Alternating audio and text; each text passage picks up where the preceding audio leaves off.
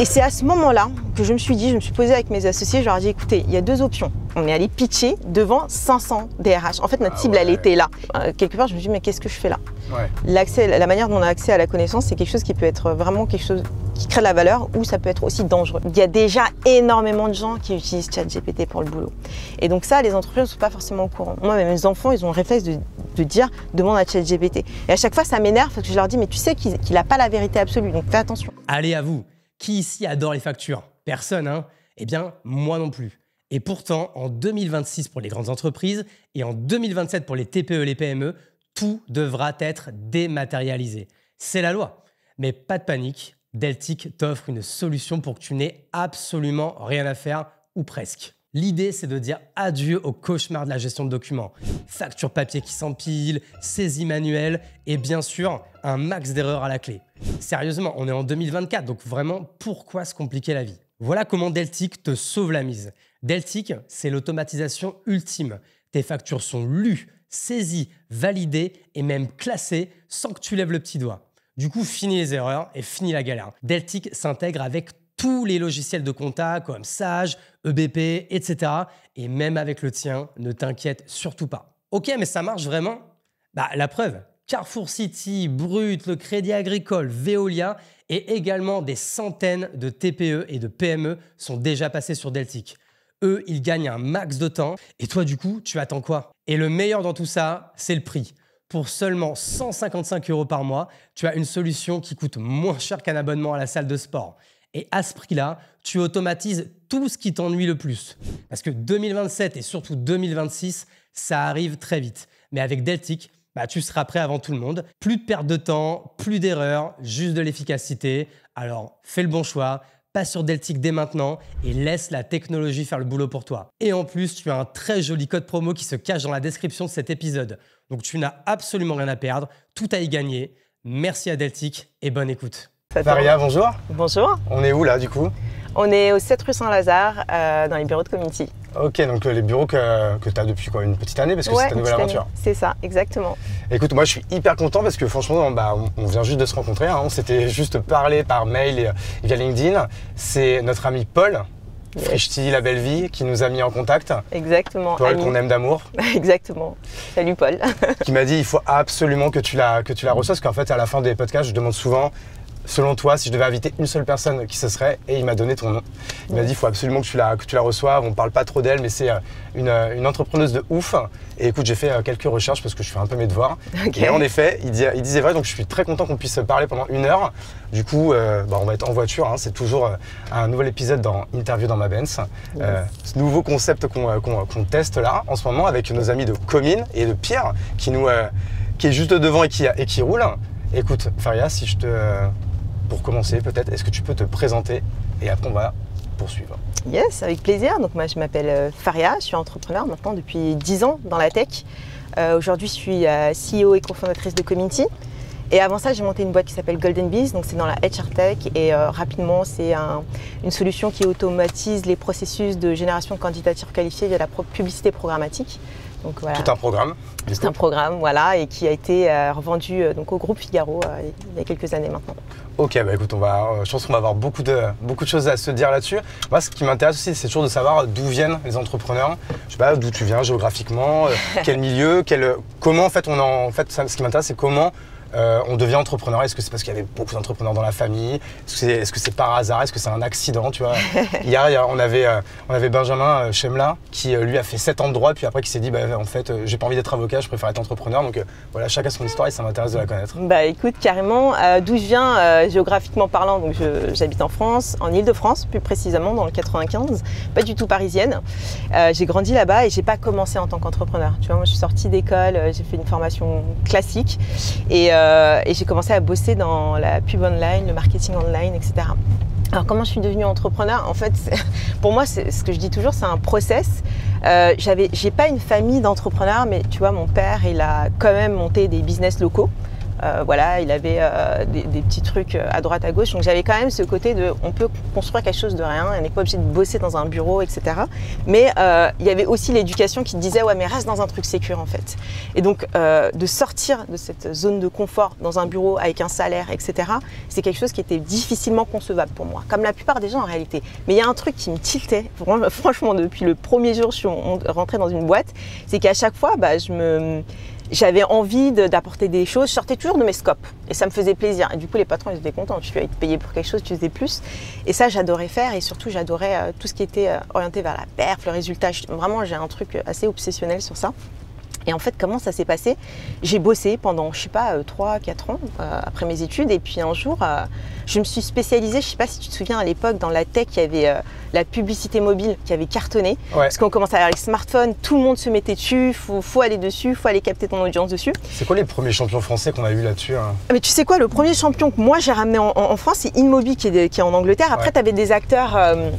Tu avais de nombreux acteurs qui sont lancés dans la pub, dans la tech. Il y avait un acteur notamment qui est arrivé sur la publicité programmatique qui s'appelait Adotmob. Ok. Voilà, tu dois peut-être les connaître, qui ont Je me rappelle juste du nom, tu vois. On devait lire sur TechCrunch ou French Web, etc. à l'époque, mais c'était moi mon monde, donc je connais que le nom. Voilà, donc ça cartonnait. Moi, je me suis spécialisée dedans, donc je suis vraiment devenue une experte sur le sujet. Et en fait, justement, il y a un entrepreneur qui montait sa start-up. Moi, cet univers, je le connaissais pas. Hein. J'étais dans le monde de la pub. Voilà, c'était pas du tout ça. Il m'a dit, ouais, rejoins l'aventure, je monte une boîte. Et je me suis dit, toujours sécure, ok, moi je veux bien faire du consulting, mais je peux pas m'engager sur un truc où, voilà, tu me parles de stock option, tu me parles de... Là, pour l'instant, non. Je l'ai observé pendant 2 mois, Hugo. Je suis rentrée chez moi et je me suis dit, non, c'est pas possible. En fait, ma place, elle est bien là, mais pas pour bosser pour lui. Il faut que je bosse pour moi. Et donc je savais parce que en fait j'étais capable d'aller chercher des clients, j'étais capable de leur vendre du conseil, je faisais du consulting. Et je me suis dit mais en fait je peux vraiment monter ma boîte. Et ce qui est marrant, c'est que mon mari, lui, il bossait chez TradeLab, donc qui est une boîte dans la programmatique aussi. Il avait bossé dans les RH aussi. Et je lui ai dit, mais pareil, tu bosses pour une autre boîte, on peut le faire ensemble. Et en plus de ça, on avait vraiment détecté un truc, c'est que moi, j'avais un de mes clients, c'est assez fou, hein, qui faisait, tu connais Fiverr ? Bien sûr. Mon Fiverr, et c'était un Fiverr à la française. Donc lui, son objectif, c'était d'aller chercher des compétences en ligne. Et moi, qui ai toujours fait de la pub pour vendre des produits, je me suis dit, ok, là, on n'est pas du tout sur le même domaine et il n'y a aucun outil au monde qui est capable de faire ça parce que c'est de la data, c'est des comportements, c'est même des pubs qui sont différentes. Et on a commencé à tester ça. Moi, j'ai testé ça chez le client. Et c'est comme ça aussi qu'est née l'idée de Golden Biz. Donc au départ, pour être tout à fait franche, il n'y avait pas de techno, il n'y avait rien. On faisait que du bricolage, mais c'était super chronophage. Donc on montait des campagnes, on était connecté à tous les, tu vois, les endroits où tu achetais le média de manière intelligente, avec de la data. Vraiment, on était en mode bricolage jusqu'au moment où on s'est dit bon, on commence à avoir des clients, on a eu des clients très tôt et là on s'est dit il faut développer une tech, aller chercher un CTO et avoir un truc qui automatise au maximum. Donc là à ce moment-là, donc avec ton mari, vous lancez la boîte, donc yes. Full à la mano, donc en fait votre expertise, ce que vous savez faire, cette fois vous le faites pour vous. Exactement. Concrètement par exemple, c'est qui c'est quel type de premiers clients que vous prenez? C'est plutôt des grosses boîtes, c'est des startups, qui avait ce besoin-là à ce moment-là? Eh ben en fait, ce qui était assez dingue, c'est que c'était toutes les boîtes. Notre premier client, c'était Adecco. Donc c'était quand même un TPE, gros, voilà, un petit TPE. Donc on a bossé avec beaucoup de boîtes du CAC 40, donc tu vois SNCF, les armées, c'est pas du CAC 40 mais les armées c'est le plus gros recruteur de France quand même. Comment tu allais les chercher tous ces gens-là? C'est parce que c'était déjà dans ton réseau par rapport à ta première vie en tant que salarié. Comment tu allais les chercher à ce moment-là? Pas du tout. Alors mon premier client c'était quand même mon ancien employeur. En fait j'ai migré mon activité, donc chiffre d'affaires, le premier chiffre d'affaires c'était via lui. D'ailleurs j'ai continué mon activité consulting pour payer la boîte en fait. Ouais. Hein, tu vois, on avait un dev, il fallait le payer, etc. Premier client, on est allé chercher vraiment au corps. Enfin, il y a un truc qu'on a, c'est qu'on a aussi un ADN très sales avec Jonathan. Donc nous, on prend notre téléphone et on y va. Et quand tu as quelque chose qui est différent et qui répond à un besoin. Aujourd'hui, quand on est arrivé sur le marché avec Golden Bee, si tu veux, les maîtres du monde, c'était Indeed et LinkedIn. Oui. En fait, personne ne peut les détrôner. Tu arrives avec une solution, nous, on était on top of tout ça, et on te dit on t'achète partout de manière optimisée, intelligente, et derrière on te générait des candidatures qualifiées, moins chères, plus pertinentes, plus en volume. Enfin, on avait toutes les maîtrises pour te dire on fait mieux que ce que tu fais avec un seul acteur. Et c'est là où on a changé le game. Et quand tu arrives avec ce discours-là, en fait, tout le monde est OK parce que tout le monde cherche la qualité. En fait, ça veut dire que, ce que pour un peu traduire, c'est que vous avez eu un bon instinct, Et là, c'est la petite degré de chance qu'il y a aussi, c'est que le momentum était parfait. Yes. Et en fait, tu arrives avec une offre et les mecs en 10 minutes, ils te disent bah oui, en fait, évidemment, j'ai envie de tester. Exactement. Donc, Après, le closing à 90%. Exactement, parce que voilà, tu réponds à une demande. Après, il y avait un truc qu'on a fait, on a osé. On n'avait pas tout à fait testé, tu vois, si ça allait prendre ou ça allait pas prendre. On a participé à un événement qui s'appelait RMS Conf à l'époque. Et on avait qu'un PPT encore une fois, hein, et puis nos mains pour bosser. RMS, genre de la Reims Management School ou Non, pas du tout. C'était un événement, tu vois, spécialement pour les RH qui n'existe plus malheureusement. Et en fait, là, il y avait un événement avec un Startup Challenge. On s'est inscrit. Il y avait un système de vote. On a fait voter toute notre communauté. On est arrivé au top. Et ensuite, on est allé pitcher devant 500 DRH. En fait, notre cible, elle était là. Et le truc, c'est que, je me souviens, on allait pitcher, on s'est dit, ok, derrière, il va falloir gérer. Et bien évidemment, en fait, on a donné cette visibilité. Donc derrière, c'est vrai que quand on les a appelés, ils nous ont identifiés. Et c'est ça qui a aussi accéléré le truc. Mais sinon, les clients, on allait les chercher vraiment un par un. Ouais. Un grand merci à notre sponsor Comin, C-O-M-I-N. C'est votre nouvelle appli VTC avec qui nous avons passé du coup ces 3 jours pour tourner ces 9 épisodes. Grâce à qui on a rencontré Pierre, qui nous a conduit dans Paris pendant qu'on tournait du coup les 9 épisodes de cette nouvelle saison. Comin, c'est la nouvelle application VTC qui est beaucoup plus juste, déjà avec les conducteurs parce qu'elle prend seulement 10% de commission pour toi, parce que du coup les courses sont beaucoup moins chères que leurs concurrents américains et avec des véhicules 100% verts, donc du coup c'est vraiment de la balle. Et tu me connais, je t'ai négocié une super offre pour que tu puisses le tester à Paris seulement pour l'instant. 10 € offerts par Comin avec le code dans ma Benz. Tu peux tester Comin, c'est cadeau, ça me fait plaisir. Merci à eux et je te souhaite de passer un bon épisode. Ok, trop bien. Donc vous lancez ça, donc traction de fou. De fou. Full à la mano, mais là vous vous dites, ok, là on fait tout le processus à la main. Pareil, que l'audience comprenne, mais même que moi je comprenne vraiment bien ce que vous faisiez, c'est que, comme tu dis, là, en RH Tech, il y avait Indeed et LinkedIn, c'est-à-dire que tu voulais recruter, tu prenais des LinkedIn Ads ou tu prenais, en fait, tu mettais une candidature sur Indeed et pareil, je pense que tu pouvais payer pour les booster.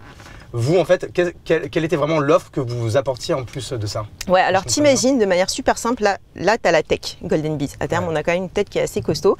Et en dessous, tu as tous les leviers sur lesquels tu peux acheter. Donc ouais, il y a LinkedIn, mais il y a Indeed, mais il n'y a pas que Indeed, il y a des dizaines d'agrégateurs en réalité. Ouais. Et après, donc ils font du PPC, tu vois, pay-per-click, exactement comme AdWords. Mais derrière, en fait, nous, on faisait aussi du display. Et ça, c'était canon, parce qu'on pouvait compléter justement l'offre avec, en sortant finalement des endroits où on faisait du recrutement de manière classique. Et donc, on avait un truc 360 degrés où on achetait avec notre techno de manière intelligente sur tous les leviers et on optimisait pour savoir là où ça convertissait mieux, là où il y avait plus de perf, là où ça coûtait moins cher et en plus on faisait de la distribution de budget de manière automatisée. Okay. C'est vraiment ça la programmatique, c'est comme ton téléphone, tu programmes un truc et après bien évidemment il y avait de l'humain qui venait optimiser à la main, etc. Mais notre techno c'était vraiment ça, c'est d'aller au-dessus de tous ces acteurs-là.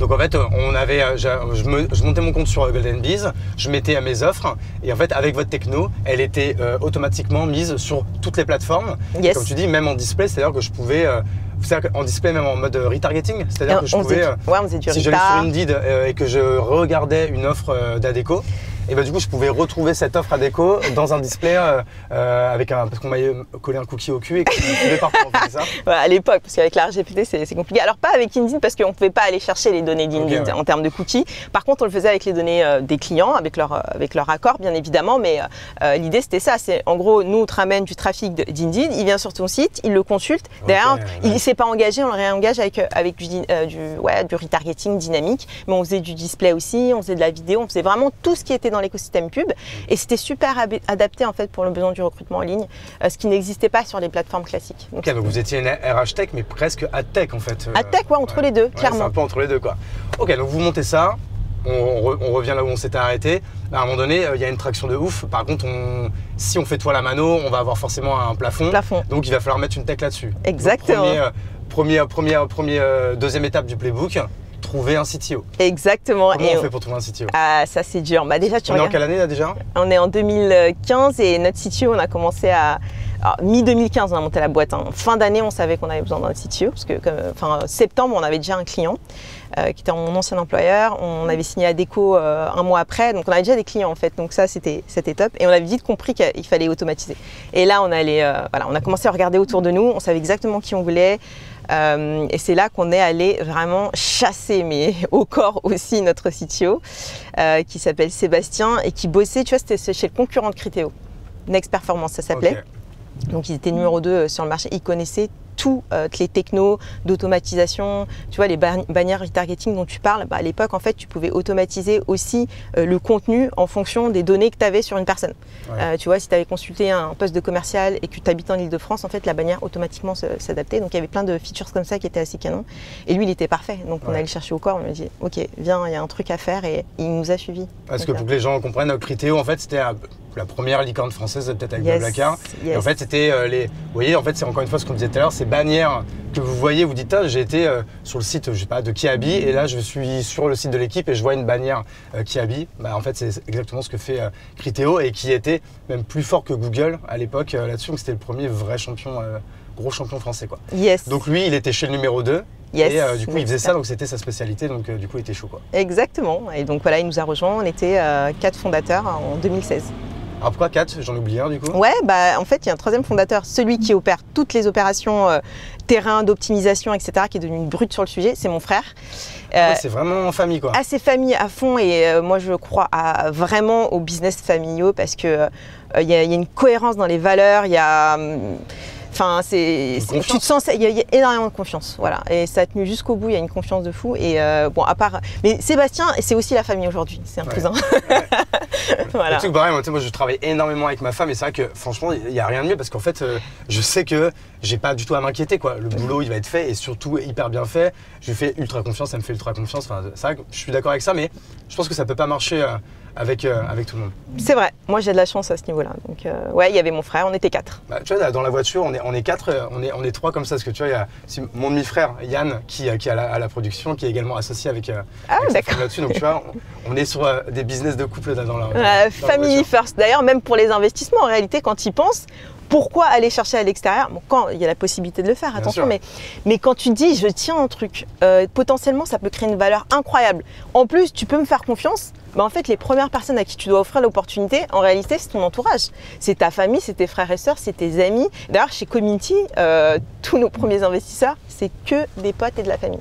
Alors ça, tu vois, je suis d'accord, mais c'est vrai que le fait, par exemple, de s'associer avec des amis, c'est pas toujours quand même une vérité, tu vois. Il y a quand même plein de cas qui montrent que ça peut flancher. Bon, bref, de toute façon, on va pas refaire le débat là-dessus. Donc, si on reprend un peu la chronologie, vous trouvez votre CTO. Donc, vous montez votre premier MVP. Yes. Et là, ça vous aide, je suppose, à continuer votre croissance, on va dire, plus sereinement et de manière un peu plus scalable. Et c'est quoi après, on va dire, si on doit chapitrer la vie de Golden Bees?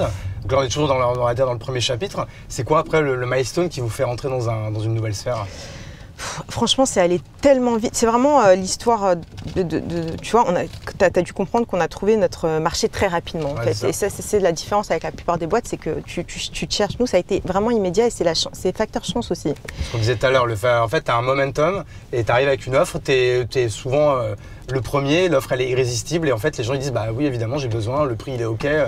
Je veux dire, tu réinventes pas la roue, quoi. Tu réponds juste à un besoin qui est évident, quoi. Exactement, et donc on rentre dedans et ça prend tout de suite. Ensuite, du coup, l'acquisition client, ça n'a jamais été un sujet.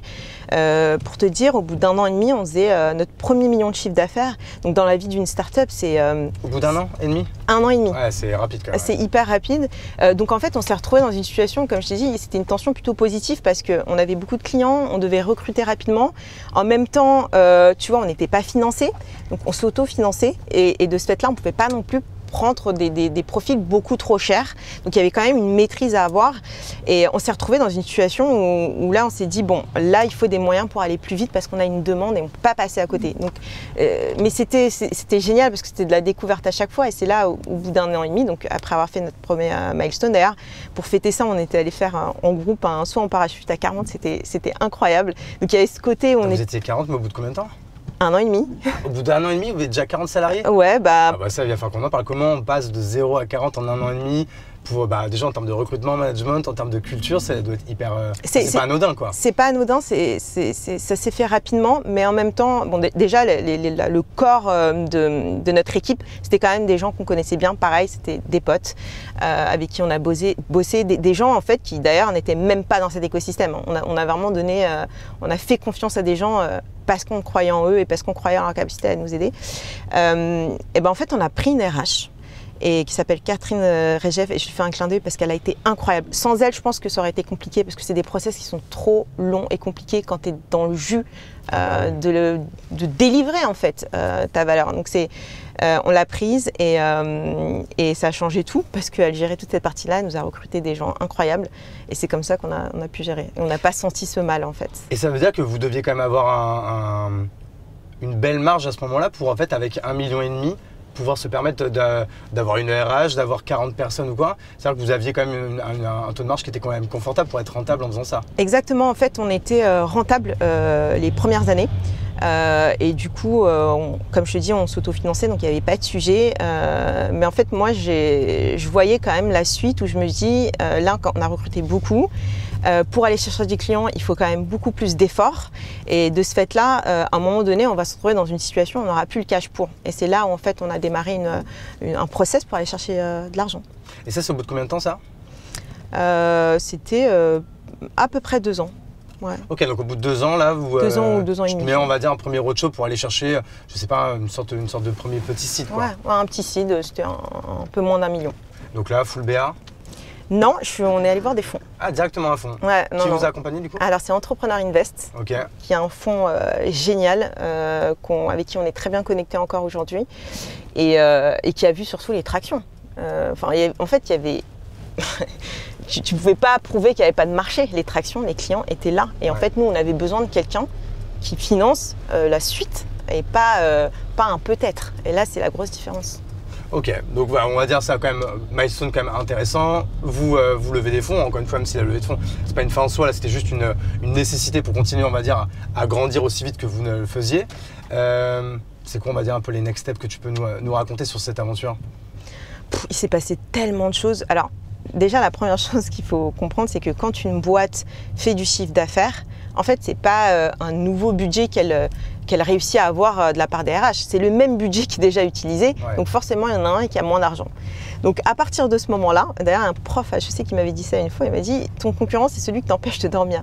Donc s'il y a quelqu'un qui a moins d'argent, il va forcément réagir. Nous, on a une situation, à un moment donné, où effectivement, on reste petit, tu vois, quelques millions d'euros, c'est pas non plus quelque chose de fou dans le monde du recrutement, mais c'est quelque chose qui dérange en fait certains départements en France qui avaient ces budgets-là. Et là, on a commencé à avoir quand même des retours d'acteurs majeurs sur le marché qui ont essayé de stopper en fait cette croissance ou essayer de récupérer en tout cas ces clients-là. Et c'est à ce moment-là que je me suis posée avec mes associés, je leur ai dit écoutez, il y a 2 options. Là, dans notre situation, soit on rentre dans un truc, on fait aussi la guerre avec des acteurs, en plus de nos enjeux d'aller chercher notre marché, tu sais, gérer une équipe, on commençait à être une cinquantaine au bout de 4 ans, enfin, il y avait trop d'enjeux, on ne peut pas tout faire, donc il va falloir se baquer. Et pour moi, il fallait un financement plus conséquent pour le faire.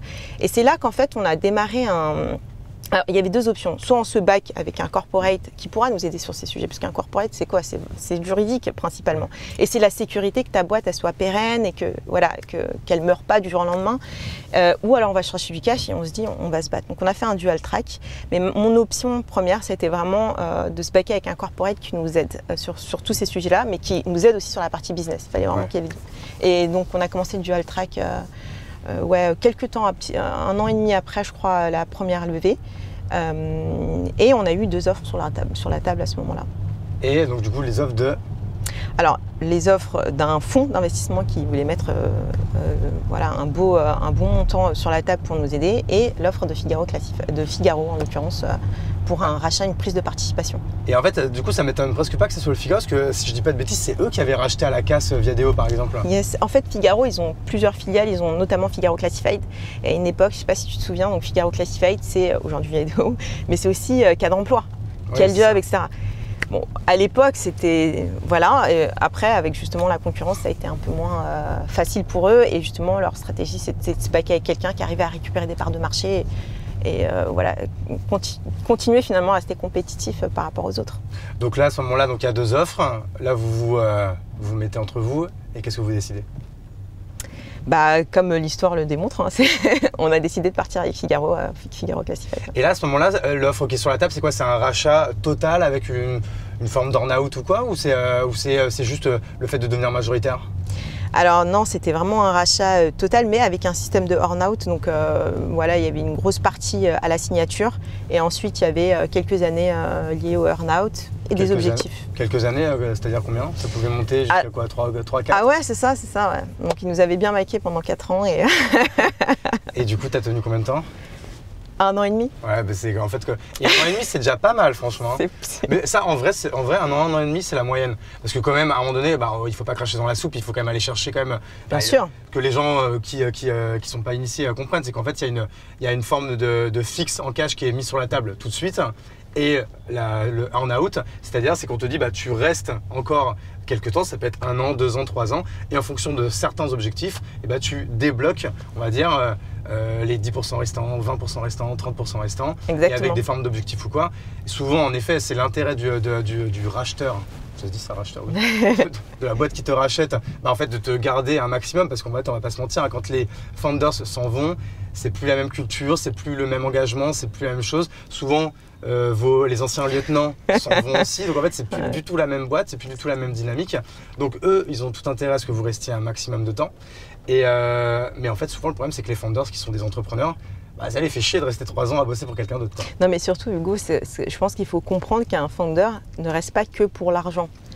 Déjà, à la base, si tu fais que ça pour l'argent, tu peux rester toute ta vie en fait dans cette boîte-là qui t'a racheté. T'es sécure, c'est génial. Et c'est pour ça que les gens ne restent pas en général. Et donc, il faut peut-être réfléchir à d'autres variables qui te motivent. Moi, c'est ce que j'ai essayé d'expliquer quand on est parti, parce que forcément, c'est pas ce qu'ils voulaient. Mais c'est leur dire, mais en fait, on n'est pas que lié à des objectifs financiers. Il y a des besoins de créatifs en fait. On a besoin d'amener la boîte vers ce qu'on avait imaginé. Donc déjà, ça te freine quand c'est pas le cas. Donc c'est hyper frustrant pour un fondateur, surtout quand t'as mis toutes tes tripes à construire quelque chose. Ouais. En fait, à un moment donné, quand on te stoppe comme ça, tu vois, avec des enfants, fais-le. C'est la crise totale. Mais en tant qu'adulte, t'as une intelligence émotionnelle, etc. Mais c'est quelque chose qui peut vraiment être de l'ordre de la souffrance. Et je pense que ça, il faut le comprendre quand on s'engage avec des entrepreneurs. C'est qu'est-ce qu'ils sont au-delà de l'argent. Et c'est là que tu peux les garder sur le long terme. On aurait pu, hein. Donc vous avez cette offre, vous l'acceptez. Comment ça se passe cette première année? Est-ce que tu en gardes un bon souvenir? Est-ce que t'es dans l'euphorie quand même? Parce qu'un exit, c'est quand même pas anodin. C'est quand même un super milestone dans la vie d'un entrepreneur. Mais du coup, est-ce que tu l'as vécu un peu comme un baby blues ou quoi? Comment, si tu arrives à te remettre un peu dans tes baskets à ce moment-là, t'es dans quel mood? Écoute, c'est bizarre parce qu'on s'est vraiment battu pour cette opération. Sans rentrer dans le détail, il y avait aussi des enjeux personnels qui étaient liés à ma famille. Donc pour moi, je l'attendais, mais comme jamais en fait, cette opération.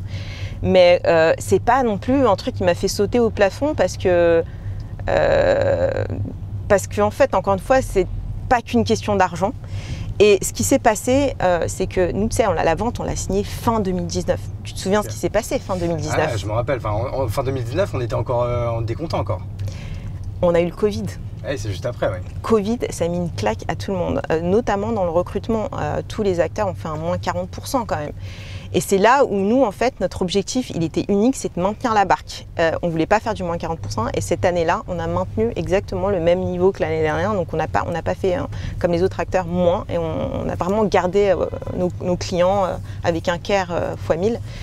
Donc notre bataille sur la première année, elle était vraiment focus sur ça, sur cette gestion de crise. Tu vois, il y avait le télétravail, il y avait une nouvelle gestion, il y avait un nouveau management, etc. Et eux, ils avaient leurs enjeux, donc il n'y a pas eu, tu vois, cette synergie qu'on attendait sur des échanges, des opportunités. Voilà, on l'a pas fait. Donc il y a une année déjà qui est passée comme ça. Mais cette année-là, moi, j'avais déjà pris conscience d'une chose, c'est qu'on n'était pas du tout dans le même game que le départ et que ça allait être long, fastidieux et que je pense qu'on était un peu désalignés dans la manière de voir un business. Nous, on était vraiment dans un mindset. En fait, tu te rends compte, on était comme ça et en fait, c'est impossible de te dire maintenant calme-toi ou va en bas. Non, en fait, tu vois, c'est contre-productif. Et donc ça, moi, c'est quelque chose que j'ai vu rapidement. Je me suis dit, je pense qu'ils iront pas dans ce sens-là. C'est des gens qui font très attention, qui sont dans la sécurité, qui sont pas dans la prise de risque. Et ouais. Le truc, c'est qu'il faut en prendre. En fait, ils n'ont pas le truc entrepreneur, quoi. Et ça que souvent, c'est un peu les mêmes types d'histoires qu'on me raconte quand un corpo rachète une start-up. Est-ce que tu as des exemples, toi, en tête de bons mariages qui se sont passés comme ça avec des rachats corpo de... Tu vois, enfin, comme je pense à Pumpkin, qui était quand même un petit joyau qui a été buté par le Crédit Mutuel après 2 ans de rachat. Il y a plein d'exemples comme ça. Je n'arrive pas à trouver des bons exemples où ça s'est bien passé. Écoute, j'ai eu des retours d'expérience d'autres entrepreneurs, notamment Cégide, c'est un bon racheteur et c'est quelqu'un qui sait créer des synergies avec ses boîtes, qui sait maintenir ses talents. Voilà, j'ai eu des retours d'expérience où on me dit que ça se passe super bien et les fondateurs sont encore là-bas. Peut-être pour des corpos qui sont des anciennes startups, mais tu vois, pendant un groupe comme le Figaro, c'est un groupe un peu plus vieillissant, on va dire quoi. Ouais, après ils essaient quand même d'innover. Je pense qu'il y a une bonne volonté et puis il y avait quand même cette action d'acheter une boîte qui était en pleine innovation. Donc je pense qu'en fait ils ont ce mindset-là, mais ils comptent beaucoup sur les fondateurs pour garder cette dynamique-là. Sauf qu'en fait, à un moment donné, quand tu rachètes et que tu deviens majoritaire, il faut créer une synergie et aller aussi vers la façon de penser des entrepreneurs. Et ça, je pense que, au vu de leurs enjeux à ce moment-là, c'était peut-être pas la priorité. Et voilà. Et souvent, les bons entrepreneurs ne font pas toujours des bons intrapreneurs. Donc, c'est pour ça que souvent, ça... je confirme. Donc, toi, en fait, l'année du Covid, c'est la guerre. Tu es là, tu es quand même toujours on board. Tu essaies de maintenir le truc à flot. Vous ne prenez pas la claque que se prend toute la RH Tech à ce moment-là. Donc, on arrive début 2021. Yes. Donc là, il te reste que quelques mois, si je dis pas de bêtises. Ouais. Qu'est-ce qui va sonner le glas et te dire, bon, allez, vas-y, c'est bon, next, je tourne la page et je passe à une autre histoire? Écoute, je peux sortir des choses factuelles, mais en réalité, il faut savoir s'écouter à un moment donné. C'est ce qui a fait qu'aujourd'hui, je suis entrepreneur. Sinon, je serais encore dans un bureau à bosser pour quelqu'un. Je me suis écoutée, je me sentais pas bien, tout simplement. En fait, je me suis dit, tu vois, on avait lancé une initiative canon à l'époque déjà, qui s'appelait Want2Be. C'était un agent IA qui était capable, on avait des millions d'offres d'emploi. Donc, on les avait indexées sur la plateforme et on proposait en candidat de faire des requêtes et d'automatiser l'envoi de candidatures avec ce système de programmatique, mais côté candidat. Et on avait fait une opération avec France 2, ça avait cartonné. On avait démontré qu'on était capable de générer du chiffre d'affaires additionnel. On pouvait en plus capitaliser sur nos clients. En fait, c'était absolument génial. J'avais mis mes équipes dessus, on avait construit un truc de communication, etc.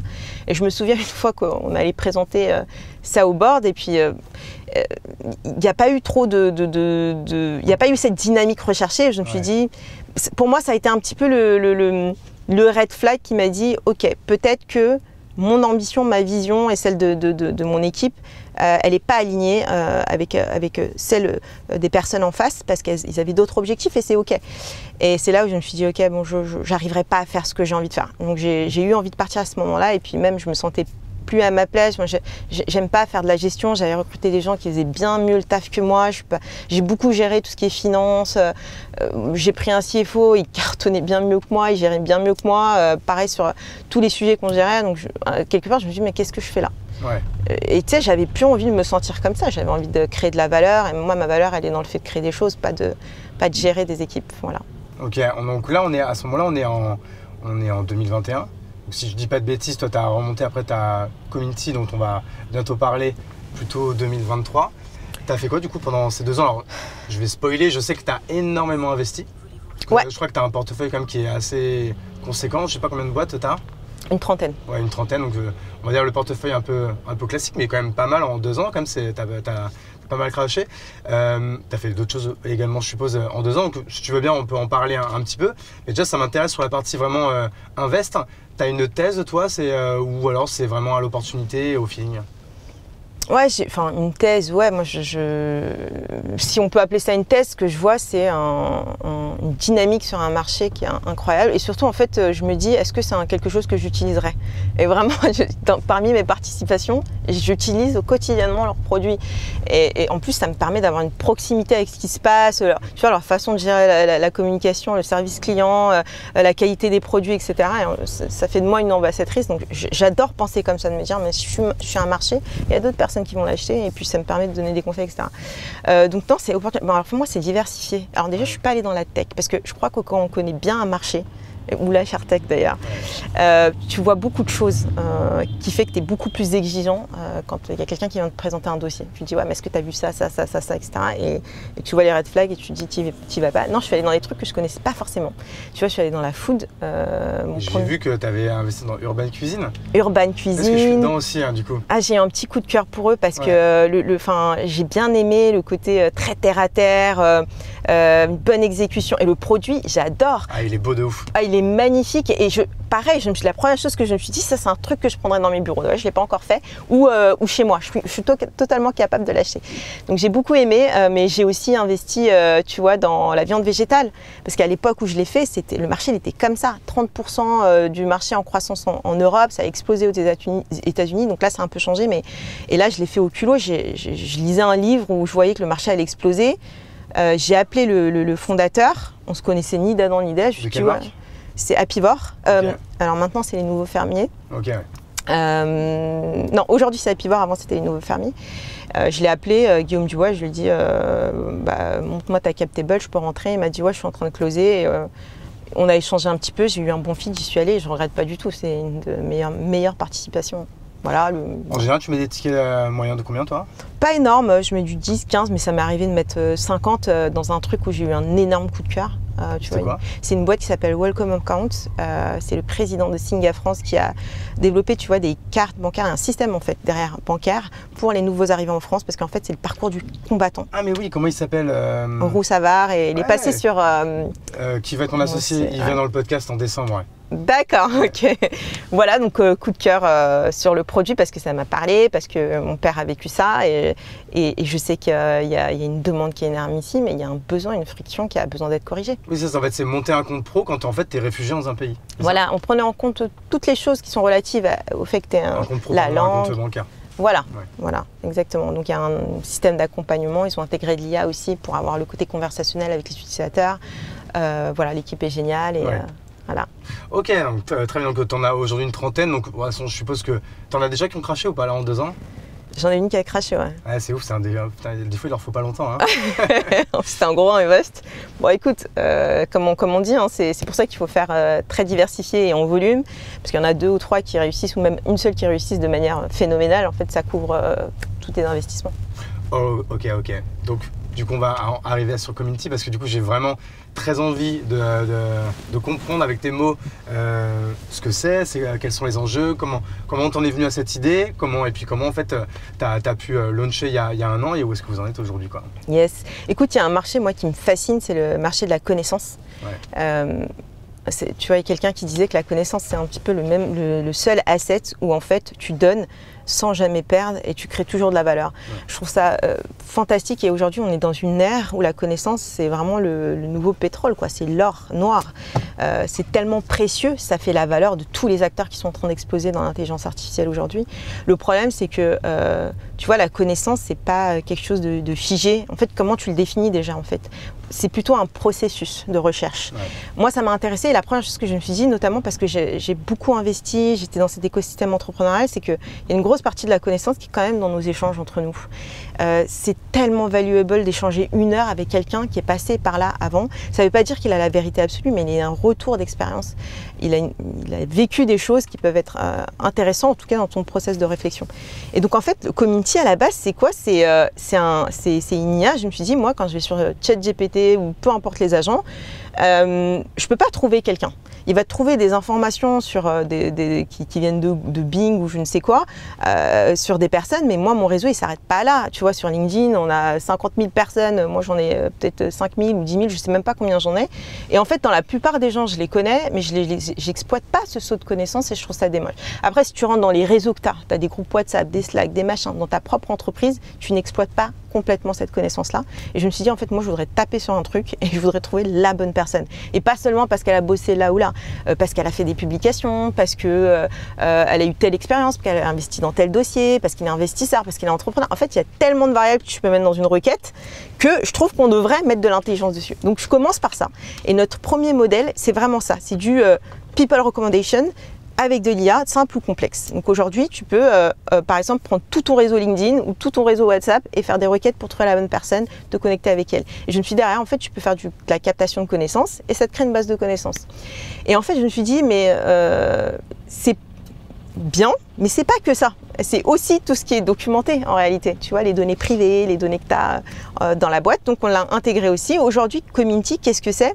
De manière très simple, c'est un système dans lequel il y a un assistant d'intelligence artificielle qui a été conçu vraiment pour les entreprises et leurs besoins d'entreprise parce qu'il va générer des réponses en consolidant, si tu veux, toutes les données, les documents de l'entreprise, donc c'est tout ce qui est explicite, te mettre en relation avec les bonnes personnes aussi pour compléter cette connaissance et derrière aussi tout ce qui est web search.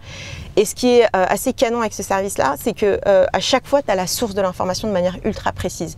Parce que dans ton processus, il faut que tu valides et que tu valides la fiabilité finalement de l'information. Donc il faut que ça soit sur un peu comme Perplexity, mais pour les entreprises. Derrière, c'est plug and play, c'est super intuitif, tu viens, tu te connectes en 2 secondes, tu poses ta question, simple ou complexe, il y a un raisonnement qui se fait, qui va chercher donc la bonne application. Est-ce que c'est du web search? Est-ce que c'est une personne que tu dois parler? Est-ce que c'est quelque part dans tes documents? Voilà le document exact, la ligne exacte où on a consolidé 10 000 documents en tu vois, un petit summary comme ça. Donc c'est assez incroyable, c'est donner en fait toute la puissance de la GenAI dans un environnement qui est sécurisé, parce qu'il y a quand même un enjeu dans les entreprises, c'est aujourd'hui, est-ce que tu es propriétaire de tes données? Est-ce qu'il y a des brèches de sécurité? Est-ce qu'il y a des problèmes erronés, d'hallucination? Tout ça, ça doit être contrôlé. Et donc, il y a une notion de gouvernance qui est fondamentale. Et donc, en fait, aujourd'hui, c'est une solution qui est complètement 360 et qui répond pile poil aux besoins de tout le monde en réalité. Ok, tout un programme. Et du coup, ça s'adresse à qui exactement ce produit? Bah écoute, aujourd'hui, c'est des licences qui sont mises à disposition d'entreprises plutôt mid-size, mais jusqu'à des grandes entreprises. Donc tu vois, on a des premiers clients, c'est assez dingue parce que tout le monde est concerné par ça. Ça peut être des gros assos, ça peut être des fonds d'investissement qui, par exemple, ils ont énormément de personnes dans leur réseau. Ils n'arrivent pas forcément à faire des mises en relation de manière fluide, identifier qui a fait quoi, pour les entrepreneurs de leur portefeuille, etc. Mais au-delà de ça, ils ont aussi de la donnée documentée. Donc nos premiers clients, par exemple, ce sont aussi des fonds d'investissement. Ensuite, on a aussi des entreprises, et ce qui est intéressant, c'est que les cas d'usage sont ultra différents d'une entreprise à l'autre. Et c'est là où c'est intéressant d'avoir un truc qui peut être... C'est là où vous êtes encore en train de rechercher en fait. C'est que là, du coup, le produit, en fait, justement, il peut y avoir plein de use cases. Là, tous les gens le testent et en fait, vous êtes en train un peu de recueillir ce que vous donnent vos clients pour savoir en fait quelle est vraiment la feature que vous allez mettre en number one en avant, quoi. Exactement. Maintenant, tu vois, ce qui est intéressant, c'est que étant donné que tu as plusieurs leviers de recherche, comme je t'ai expliqué, il y a des gens qui vont être à fond sur le people recommendation parce que c'est une vraie pain dans les entreprises. Rien que ça, en fait, ça peut être un produit à part entière. C'est-à-dire comme ça que j'avais créé la boîte au départ. Il y en a, ça va être sur la partie uniquement documentée. Tu vois, on travaille avec, par exemple, un organisme qui travaille avec des études notariales. Bon, eux, ils ont énormément de documents, il y a toujours des updates qui sont faits, il y a des sites très spécifiques, etc. Donc, ils veulent vraiment quelque chose qui soit facile en termes d'accès d'information pour ces études notariales. Et dans un autre cas, ça va être uniquement du people recommendation. Dans un autre cas, ça va être avoir accès à des contrats clients parce que tu es un chauffeur et que tu as besoin d'avoir une information en quelques secondes pour savoir qu'est-ce que tu dois respecter par rapport aux clients, les conditions qui ont été mises dans le contrat, etc. En fait, les cas d'usage, il y en a plein. Ce qui est intéressant, c'est qu'il n'y a pas besoin d'adaptation énorme. Nous, on fait que de l'intégration de la donnée. Mais c'est vrai qu'on peut faire un peu de fine-tuning, aider à créer des modèles spécialisés aux clients et c'est là que ça se personnalise. Non, on n'a pas un cas d'usage unique. Est-ce qu'il faut vraiment se verticaliser? Je veux dire, ouais, ok, est-ce que je fais que du juridique? Est-ce que je fais que du, je sais pas, du HR? Parce qu'il y en a qui le font. Non, aujourd'hui, la force du truc, c'est que tu peux vraiment l'adapter à tous tes cas d'usage. En fait, tout l'enjeu pour vous au niveau de la tech, alors je comprends du coup l'intérêt du coup de l'assistant IA, mais bon ça on peut en parler après. Mais en fait tout l'intérêt c'est comment en fait tu peux aller chercher justement toute l'info et comment en fait vous arrivez à vous bridger en fait à tout. Parce que pour qu'il y ait un intérêt, il faut que vous arriviez en fait à vous bridger à toute l'information de l'entreprise. Et ça, tu as touché un point super important, c'est la capacité de s'intégrer vraiment au système d'information et de connaissances de l'entreprise. Et en réalité, ils sont hyper nombreux. Tu vois, moi qui viens de la pub, il y a un truc qui m'a tout de suite sauté à l'esprit. Je me dis, mais tu t'imagines, tu es connecté à tous les Google AdWords et machin, enfin tous les leviers sur lesquels tu achètes. Et tu extrais de la donnée que tu dois ensuite consolider, souvent à la mano. Maintenant, il y a des outils qui existent, mais en réalité, c'est toujours hyper chronophage pour le faire, pour avoir beaucoup bossé avec ces outils-là. en fait, là, tu te connectes à ça et il est capable de sortir les informations et justement de faire l'analyse ou le résumé dont tu as besoin. Et ça, c'est canon parce que le champ des possibles, en réalité, il est énormissime. Parce que quand tu parlais de boîtes mid-size, c'est-à-dire c'est quoi, des plus de 100, plus de 200 employés? Alors justement, l'objectif c'est quand même qu'il y ait un minimum d'utilisateurs. Aujourd'hui, on le teste sur entre 10 et 50 utilisateurs parce que avant justement de le scaler, l'objectif c'est de voir comment s'adapte pour chacun des utilisateurs, quels sont leurs besoins, comment on peut les faire évoluer. On est vraiment au début, hein. Mais mid-size, c'est un peu un fourre-tout finalement parce que ça va de la moyenne organisation à la grande organisation. Ça peut être un besoin pour les petites organisations, mais c'est aujourd'hui, tel qu'il est l'outil, ça demande quand même beaucoup d'efforts d'adaptation pour les petites organisations qui ne sont pas forcément structurées, qui n'ont pas des datas de qualité. Et ça, c'est fondamental. Si tu n'as pas de data de qualité, en fait, l'intelligence artificielle ne fonctionnera pas bien. Pour eux, par rapport en fait, aux enjeux dont tu parlais, en fait, on va dire Notion peut faire le boulot pour ces boîtes-là. Par exemple. C'est-à-dire, je sais pas, Notion, ils mettent tous leurs enjeux. Et maintenant, avec Notion AI, tu peux aller chercher un petit peu. Voilà, quand tu as une petite boîte de 10-15 personnes, ça peut servir. Exactement. Toi, en fait, là, l'enjeu, et c'est pour ça qu'en fait, c'est là où vous allez, je suppose, sur la partie go-to-market, un gros enjeu d'éducation. Parce que, en fait, c'est un nouvel usage que vous voulez ancrer. En fait, aujourd'hui, ça veut dire qu'il faut que vous alliez vous bridger en API, en fait, avec 1 million d'autres applications en fait quoi. Ouais, bien sûr. Bah, c'est là où c'est là où il vous faut une tech ultra solide quoi. Ultra solide et là je fais un clin d'œil à mon CTO qui l'a beaucoup fait en fait dans une ancienne boîte qui s'appelle Atureflow, donc qui connaît très bien ces sujets. Et nous-mêmes en fait on est issus de ce métier. Golden Bees, c'était quoi? C'était l'intégration avec tous les acteurs du marché dans tous les sens. Ouais. Exactement, mais pas que, hein, aussi avec les systèmes des entreprises, les ATS, etc. Et c'était différent à chaque fois. Donc s'il y a un truc qu'ils font faire, c'est s'intégrer, mais maintenant notre rôle c'est de récupérer cette bonne information et de la consolider et en ressortir quelque chose qui est surtout pertinent et sécurisé. Et ça, ouais, ça va être, je pense, le truc qui va faire la différence, c'est notre capacité à aller très vite.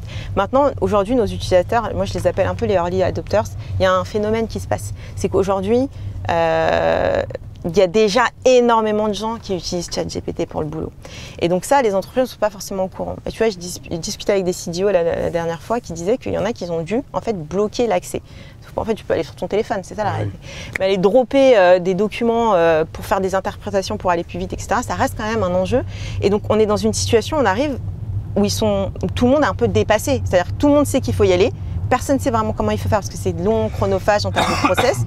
Et donc, et nous, on arrive justement avec cette explication, cette évangélisation et surtout, en fait, la possibilité de commencer en répondant à toutes les contraintes que tu peux avoir. Ok, alors du coup, j'ai bien compris le produit. Maintenant, en fait, ce qui est aussi intéressant, c'est comment, du coup, on monte une deuxième boîte quand on est déjà entrepreneur depuis une dizaine d'années, qu'on a déjà fait, on va dire, un succès avec un bel exit. On s'y prend pas de la même façon. Je pense qu'on est moins avec des bouts de ficelle. Comment ça s'est passé quand tu as eu l'idée? Comment tout de suite tu t'es entouré? Combien du coup tu as peut-être déjà directement réinvesti? Est-ce que tu as tout de suite réembauché? Est-ce que tu as tout de suite levé?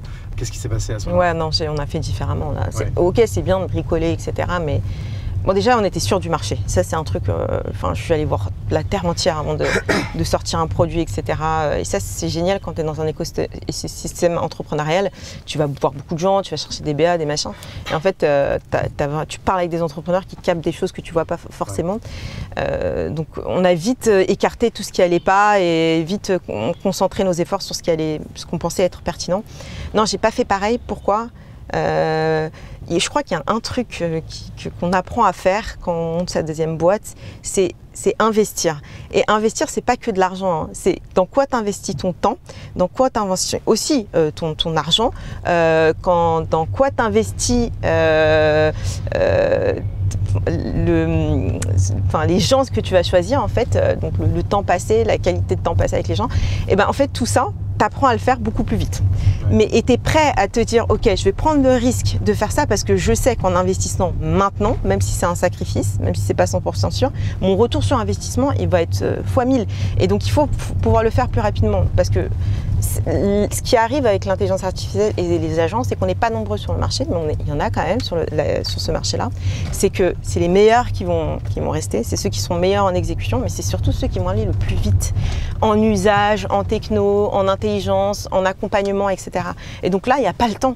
Il faut aller très très vite. Donc tout de suite, j'ai investi, j'ai aucun problème à dire sur des brutes. Que ce soit mon CTO, l'équipe technique que j'ai actuellement, c'est des gens qui ont un niveau très élevé sur les sujets et je ne voulais pas lésiner sur ça. Je me suis dit, je mettrai les moyens, quitte à mettre mon cash, celui de mes investisseurs et je continuerai à le faire. Je veux que le top. Voilà.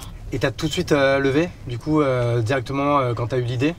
Alors ouais, la chance que j'ai, c'est que quand on a remonté notre boîte, t'as même des gens de notre entourage qui nous disent tu refais une boîte, on y va. Et sincèrement, encore une fois, quand c'est tes amis, la famille, des gens qui te connaissent bien, t'as envie qu'ils fassent partie de l'aventure. Donc c'était pas qu'une question d'argent. Nous, moi-même, j'ai mis de l'argent, Jonathan a mis de l'argent.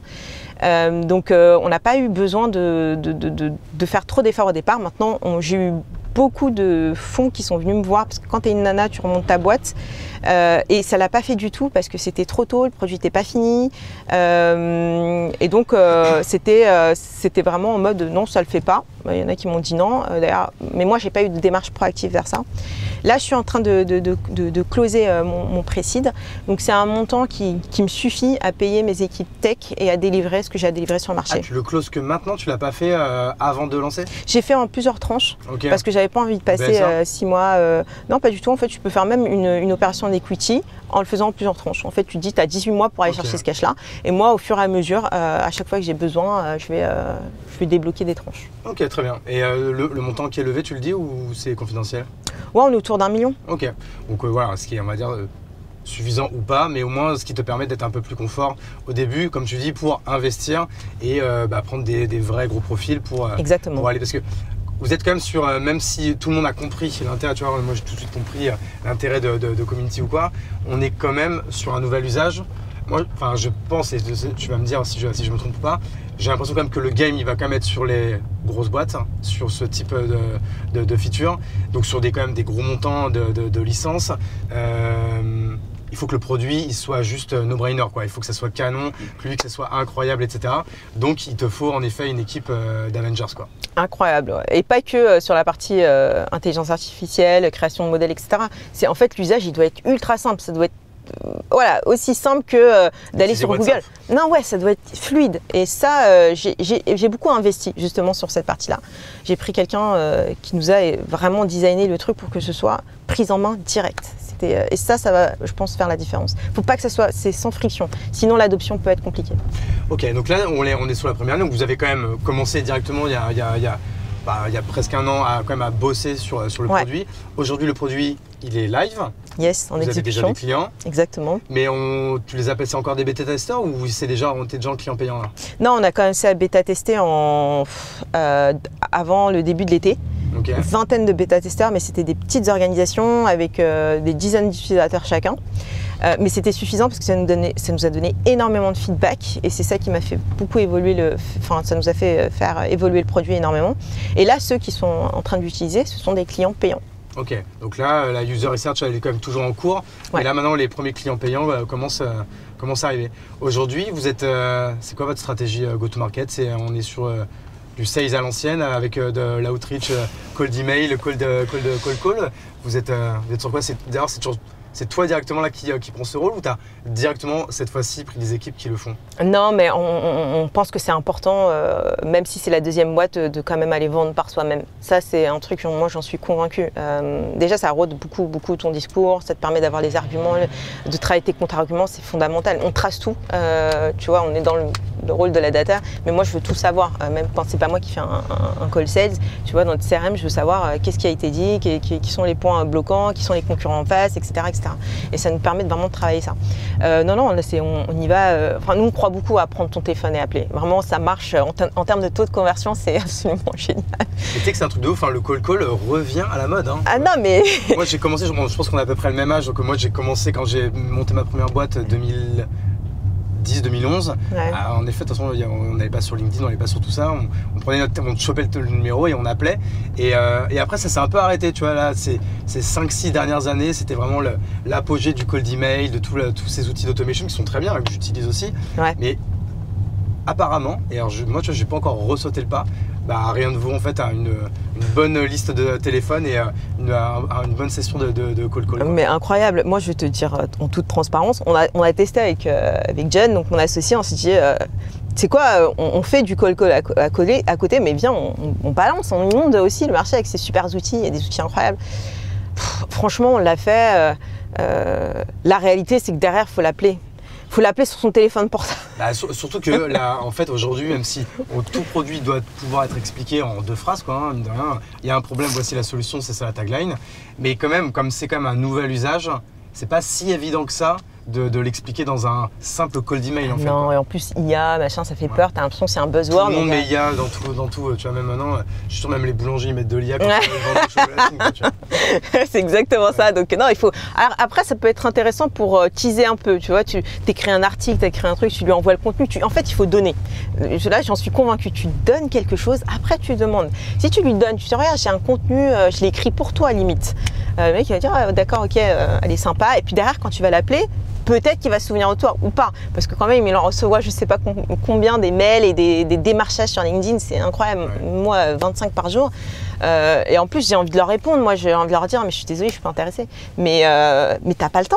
Et je les comprends qu'ils aient pas le temps. Donc voilà, moi, je pense qu'il y a un truc à jouer sur contenu de qualité. Enfin, la qualité, c'est fondamental. Tu envoies un truc de qualité, ça peut peut-être aider. Inbound to outbound, c'est un peu la nouvelle stratégie. C'est-à-dire, en fait, en gros, ne vendez pas, donnez, et après, du coup, les gens ils vous auront en tête, et après, vous pourrez peut-être leur proposer, leur parler de votre produit. Mais en général, moi, je commence à parler de ce que j'ai à vendre peut-être au bout du 3e message, quoi. Mais c'est ça. Ouais. Et limite, ils reviendront peut-être même vers toi tout seul. Ouais, exactement. Donc, du coup, là, quels sont les gros enjeux que tu vis en ce moment et si, je sais pas, je suppose que tu as quand même une roadmap à au moins 1 an, 2 ans, 3 ans. Je sais pas quel genre d'entrepreneur tu es là-dessus, si tu es très court terme ou moyen terme ou si justement au contraire, si tu as toujours une vision de 5-10 ans dans la tête, tu es dans quel mouvement là en fait, bien sûr, on a une vision, mais c'est plus une mission que tu portes. Moi, vraiment, je suis convaincue que, tu vois, la manière dont on a accès à la connaissance, c'est quelque chose qui peut être vraiment quelque chose qui crée de la valeur ou ça peut être aussi dangereux. Il faut faire attention aux sources d'informations qui viennent à toi tout le temps. Déjà, les réseaux sociaux, c'est que ça, c'est tout vient à toi et puis finalement, il y a un algorithme qui décide pour toi ce que tu dois consommer. Non, à un moment donné, on doit reprendre le pouvoir sur ça et pouvoir choisir qu'est-ce qu'une connaissance fiable. Il faut apprendre à aller chercher l'information. Et là, tu as des outils qui te permettent de le faire plus intelligemment. Donc là, il y a vraiment une mission de fond. Comment elle va évoluer? Franchement, Hugo, je ne sais pas parce que aujourd'hui, l'IA, on est peut-être là, tu vois, parce que ça existe depuis 50, 60 ans, en réalité, même plus. On est là, et dans l'usage, ça commence à être quelque chose qui est mainstream. En fait, c'est quelque chose dans l'usage de tout le monde. Moi, même mes enfants, ils ont le réflexe de dire « demande à ChatGPT ». Et à chaque fois, ça m'énerve, parce que je leur dis « mais tu sais qu'il n'a pas la vérité absolue, donc fais attention ». Lui ou un autre. Alors, ma fille, elle a presque 10 ans, et mon fils, il a 8 ans. Ok, oui, donc... Tu vois, la nouvelle génération… Ma fille a 8 ans, elle sait ce que c'est ChatGPT, mais j'avoue, elle ne l'a pas encore utilisé. Non, ils l'utilisent pas parce qu'ils n'ont pas de téléphone, mais parfois, nous, on a le réflexe de dire « attends, je vais demander telle info, etc. » Donc, il te dit, ça va très, très vite dans l'adoption. Et d'ailleurs, c'est 100% d'adoption en 1 an.